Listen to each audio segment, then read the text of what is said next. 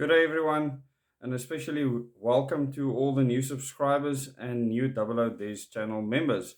And tonight at 8 o'clock, I'll be having my normal Thursday evening live chat at 8 o'clock.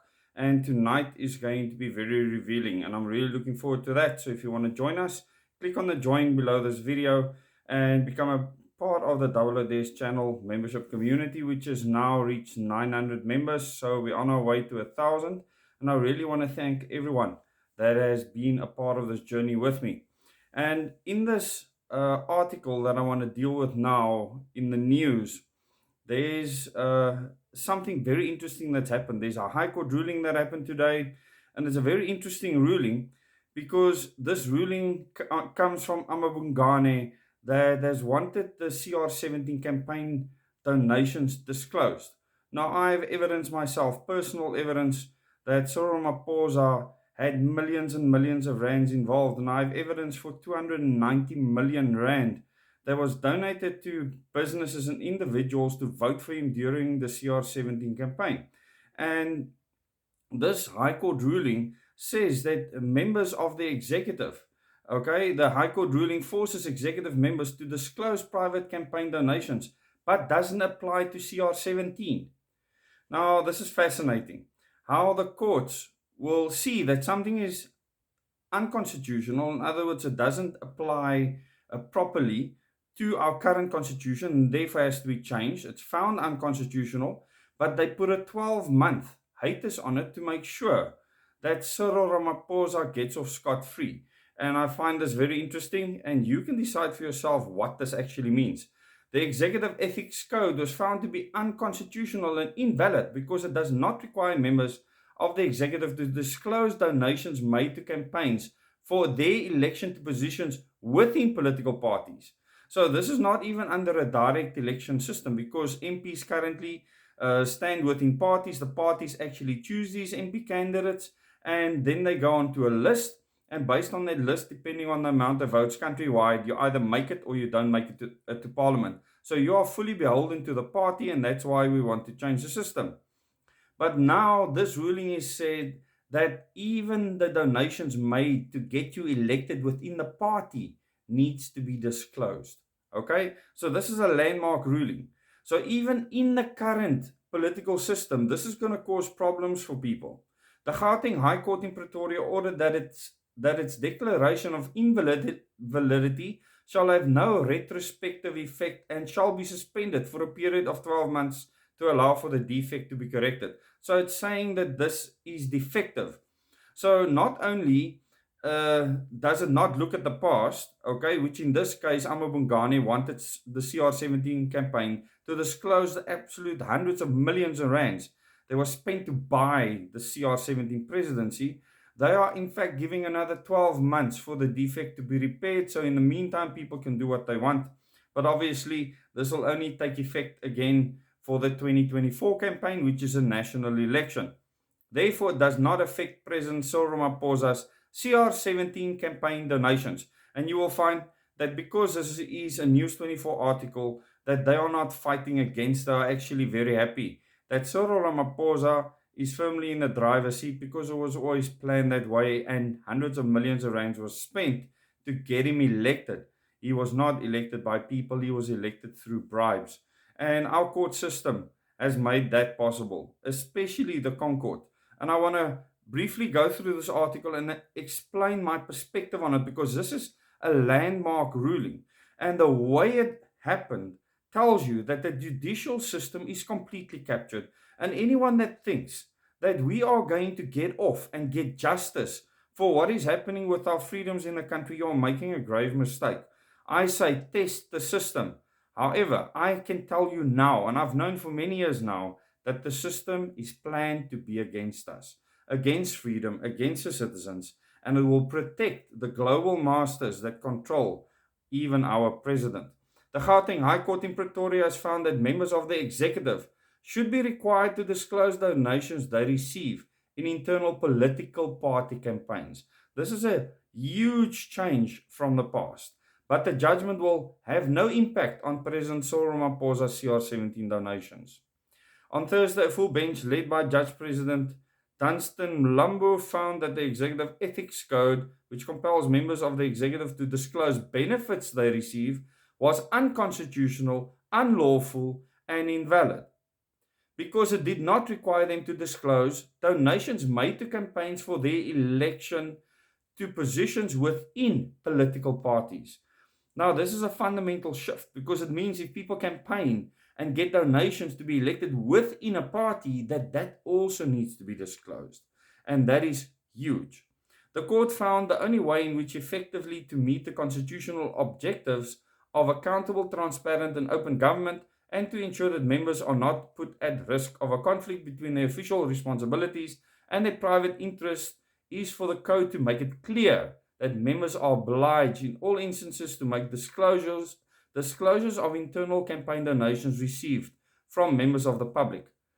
Now, this makes perfect sense. However, this is a way to sugarcoat the current party political system when we know it is fraught with problems and needs to change, and that doing this is not going to fix the problem at all. So this sugarcoating, I don't fall for this whatsoever. It's not good enough. We need constitutional change. We need to get rid of party power.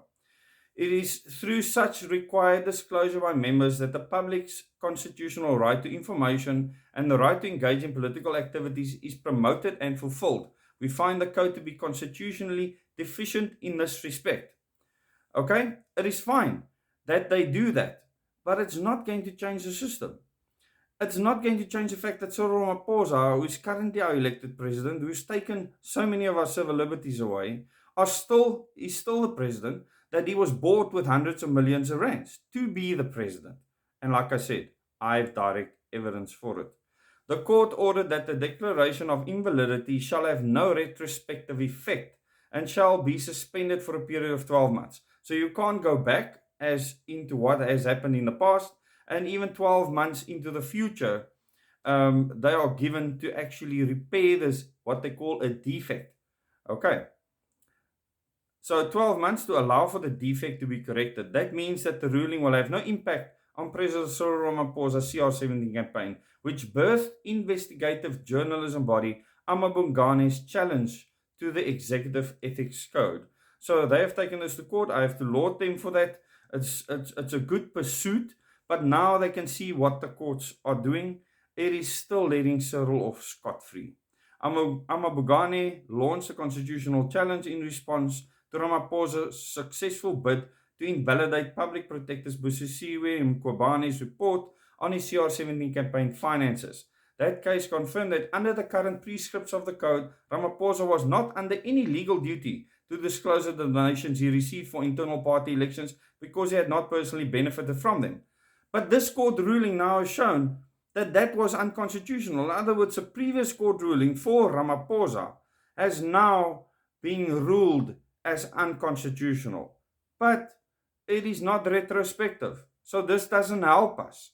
In a ruling delivered earlier this year, the Constitutional Court majority found that neither Mkwabaane or the EFF produced any evidence that Ramaphosa had personally benefited from the CR70 campaign. Okay, so what they are saying, he didn't get money that he could use himself. But this is not what it's about. It's about political power being bought. And the fact that the Concord acted in this way is not only suspect, it is absolutely disgraceful. So it says, under the Executive Ethics Code as it currently stands, he was not obliged to disclose those donations as benefits. It is a leap in logic to hold that the president personally benefited from the donations made to the CR17 campaign, Justice Chris Jafta wrote. Jafta added, that campaign on the undisputed evidence existed separately from the president, and there was no evidence that it was appointed to act as his agent. There is therefore no basis in law to regard donations to the CR70 campaign as personal benefits to the president.